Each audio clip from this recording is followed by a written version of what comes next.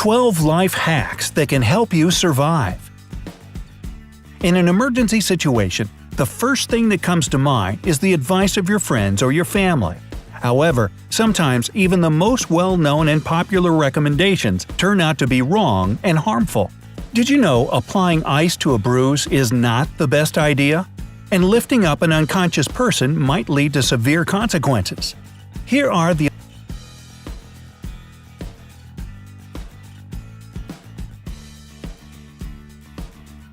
12 dealing with a foreign object in the eye. First things first, if there's something in your eye like a piece of glass, don't do anything yourself. Have someone drive you to the hospital. If the object is just an eyelash, then don't forget to wash your hands before you do anything. Try to locate the eyelash by looking in a mirror.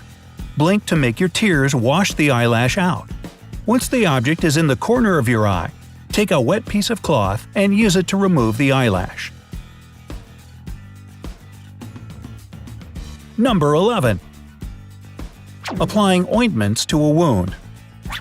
Ointments contain unwanted moisture, which is a great environment for bacteria to reproduce more quickly. The best thing you can do is clean the wound in cool water with soap and put a dry bandage on it. You will see that the wound will heal more quickly. Number 10. Rubbing a person with a fever with alcohol or vinegar. Vinegar and alcohol are absorbed into the blood, so it's kind of a way to get drunk or to make a wacky salad dressing. Seriously speaking, alcohol rubbing may create intoxication, while vinegar will significantly raise acidity, which is especially dangerous for children. So don't believe these outdated pieces of advice.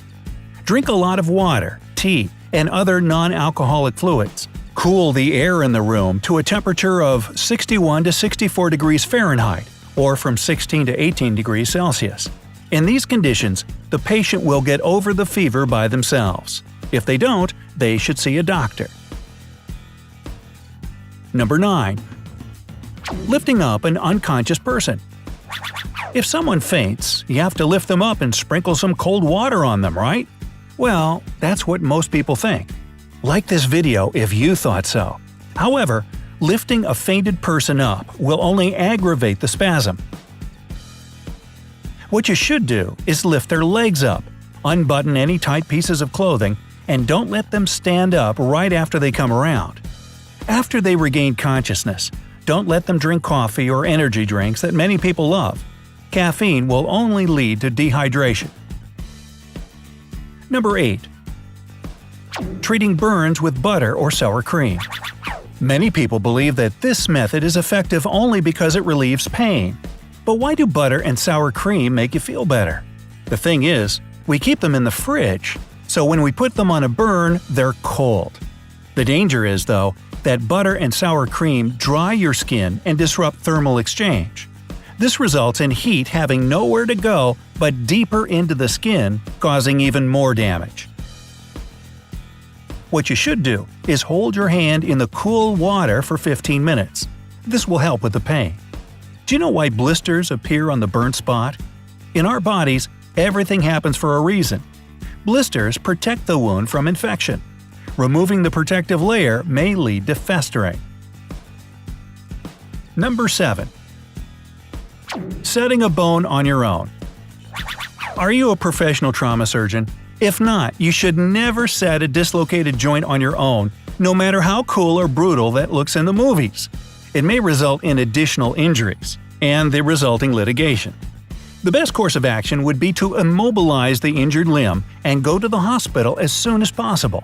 Bandage the limb in a comfortable position, immobilizing not only the place of possible fracture, but also the two closest joints as well. Number 6. Applying warmth to a sprain. When your muscles are sprained, a warm cloth won't help. On the contrary, heat will strengthen the blood flow, leading to a more severe swelling. In the first days after the injury, apply cold. It will lessen the inflammation and kill the pain. Try to use the sprained limb as little as possible for at least the first 48 hours. Number 5. Making yourself vomit in case of poisoning. The standard recommendation for poisoning is to make yourself vomit. It might sound reasonable, but actually it's strictly prohibited.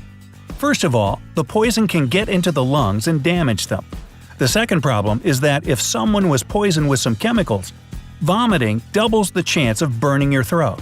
Finally, it might be very difficult to stop vomiting once it starts. So this can lead to dehydration and even more severe consequences.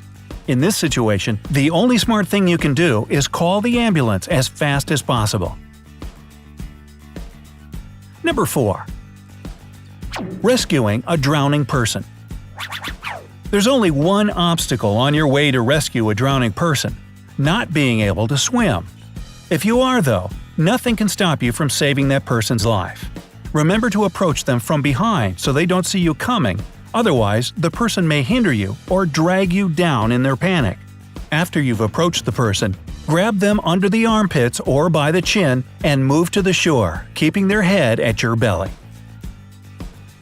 Number 3. Pulling out objects from wounds. Now, you can pull a splinter from a finger or a small glass shard from your hand, but you must never try to pull out objects from serious wounds. Even doctors keep them in place until the patient is in surgery. The thing is, while the object is inside the wound, it doesn't let the bleeding start. So, until you are under professional supervision, don't do anything, not even touch the object.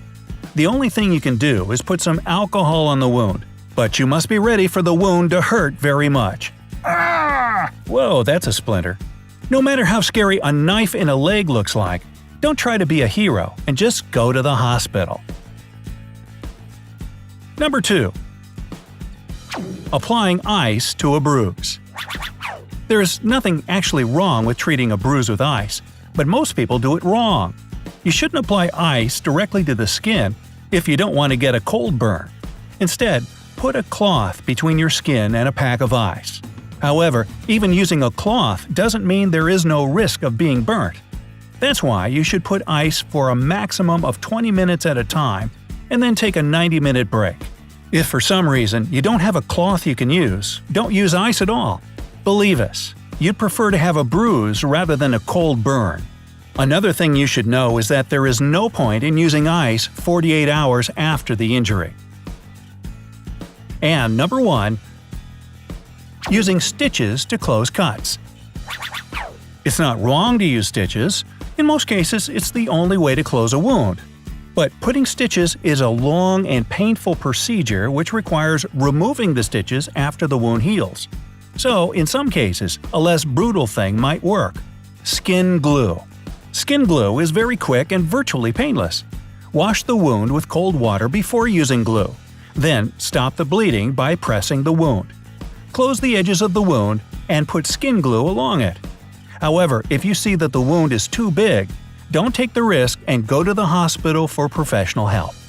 Please like this video if you found it useful and tell us your first aid stories in the comment section below. Share with your friends so they won't feel confused about what to do when somebody needs help. And of course, click subscribe to join us right here on the bright side of life.